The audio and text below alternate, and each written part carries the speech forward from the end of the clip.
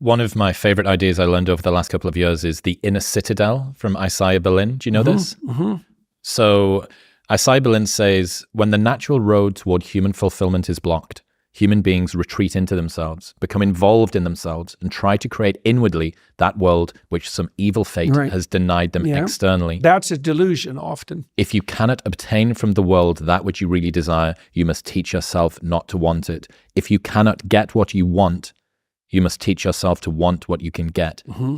This is a very frequent form of spiritual retreat in depth into a kind of inner citadel in which you lock yourself up against all of the fearful ills of the world. Mutual friend Rob Henderson explained it in a simpler way. If your leg is wounded, you can try to treat the leg. And if you can't, then you cut the leg off and denounce that the desire for legs is misguided and must be subdued.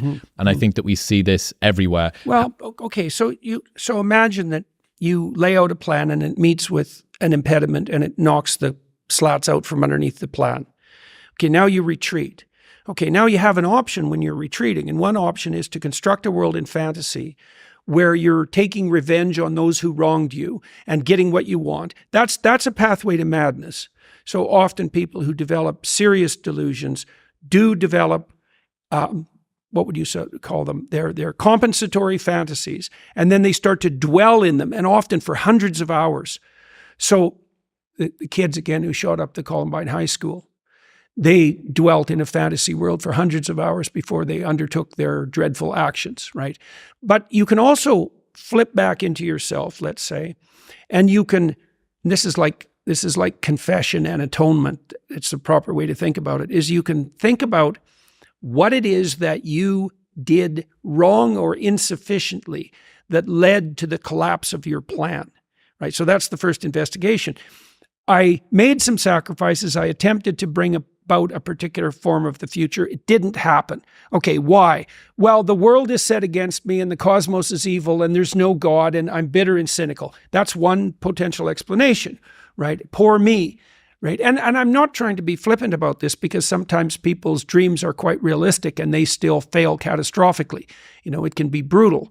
You know, maybe you did make a lot of good decisions and you suddenly got ill or someone in your family did and everything went to hell on you. It doesn't have to be because you've done something cardinally foolish that you fail.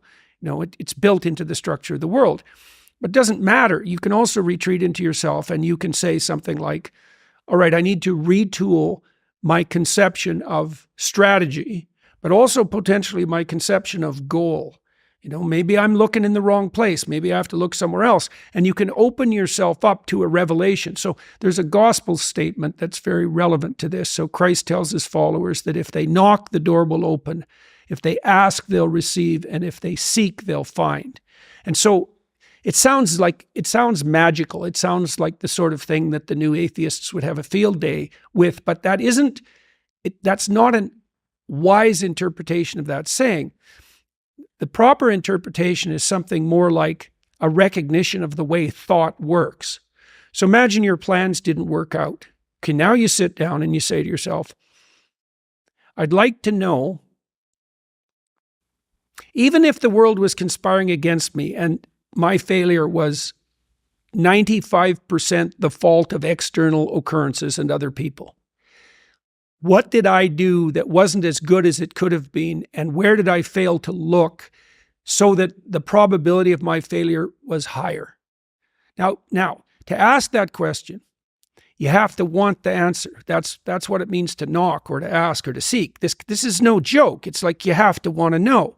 And it's a very painful thing to do because especially if you had given it your all to the degree you were able, and you have reason to be bitter, you're going to be searching for the errors that you still made. And discovering your own errors is always extremely painful, right? Especially if they're errors that you're in love with. And so you have to be willing to strip yourself down. That's what humility means fundamentally. And then, but the advantage is, this is why it's so useful to listen to people. You might find out where you're stupid. And then you could stop being stupid. And so one of the reasons you confess your sins, let's say, is because you want to discover where you're insufficient. Now, it's painful. You know, it's painful to encounter an impediment in the form of someone else's opinion that might show you where you're blind and ignorant or willfully blind even. But the advantage to that is you can rectify the error. And then as you move forward, you're stronger. One of the things I taught my kids, and I hope at least somewhat successfully, was that you should always ask a stupid question. And that doesn't mean the sort of question that someone who wasn't paying attention would ask.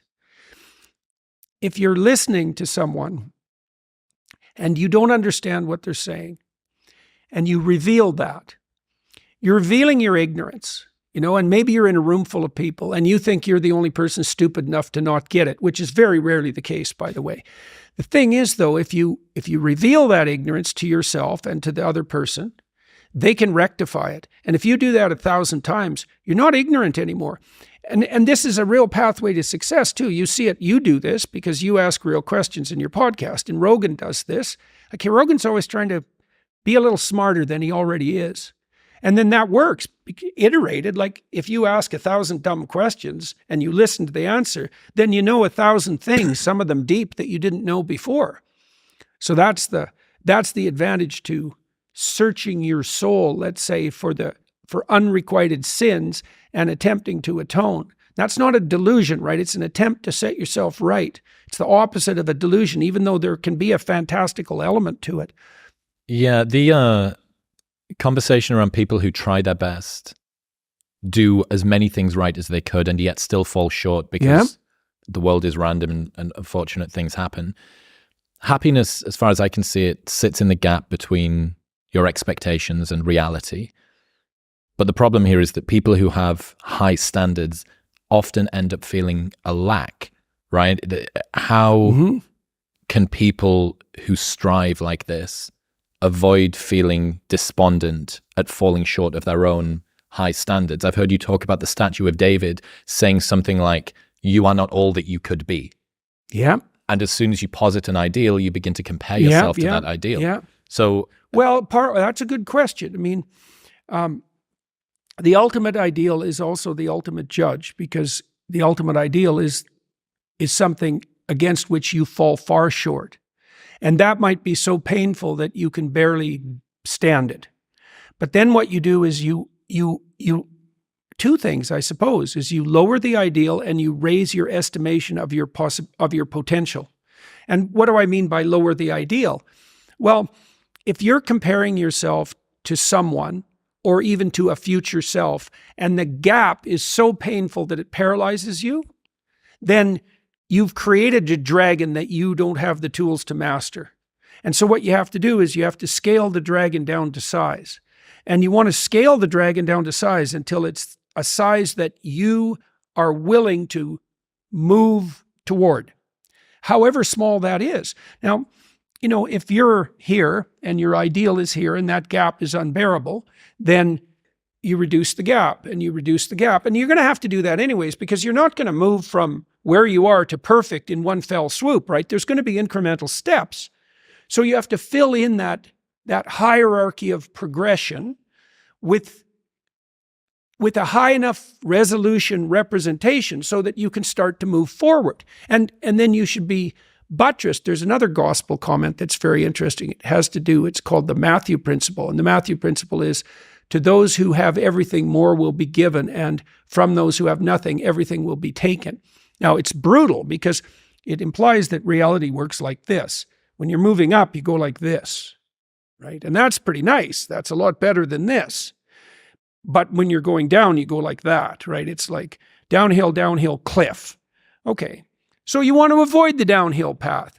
Well, if the uphill path is like this, which is like exponential, let's say, or geometric, then what that means is that it doesn't matter how big the first steps you take uphill are, even if they're trivial, even if they're shameful in their size, because you're so useless, that if you're disciplined in that, you'll speed up extraordinarily rapidly.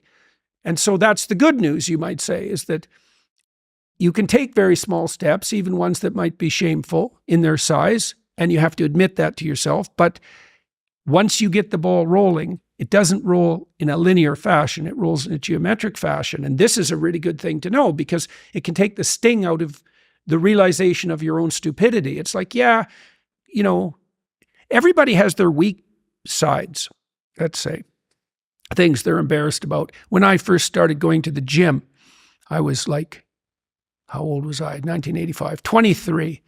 And I think I weighed 135 pounds and I was 6'1", very, very thin. A 27-inch waist, something like that. And I smoked like mad and I drank too much. Like I wasn't in good shape. The first attempts forward I took in the gym, I went to this swimsercise class. Jesus, it was me and this like really fat guy, young guy, probably not in any worse shape than me, and like 7 old women over 70, and they could outswim me. Like it was pretty damn humiliating. And so I did a semester of that and got myself in somewhat better shape. And then I started to go to the gym to work out, to lift weights. And that was also rough because, you know, I'd be underneath the bloody bench press trying to lift 75 pounds off the rests. And, you know, some muscle-headed bastard would come over and tell me how to do it. And it's like, yeah, thank you. But, you know, it's embarrassing. And lots of times people won't do things like go to the gym because they're so embarrassed about how they look or what sort of shape they're in. And it's a pain to start at the bottom. But you start at the bottom where you're weak. And if you want to rectify what's weak, you have to accept the fact that you're at the bottom and that the first steps are going to be painful. You know, it took me about 3 years, but I stopped smoking and then I stopped drinking and I gained 40 pounds of muscle in like 3.5 years, something like that. I basically had to stop doing that because I had to eat like 6 times a day. It was crazy. But I got a lot more physically confident and a lot more coordinated, because working out with dumbbells makes you coordinated, right? Because it exercises all the small ligaments and the tendons. And so my lower body in particular got a lot more coordinated. Then I could dance, so that was better when I was going out dancing, because I did a lot of that in graduate school. But the point of all this is, if you're going to rectify your weaknesses, you have to admit your insufficiency to your own shame. Now, if the gap between you and your ideal is so great that it paralyzes you, you shrink that, right?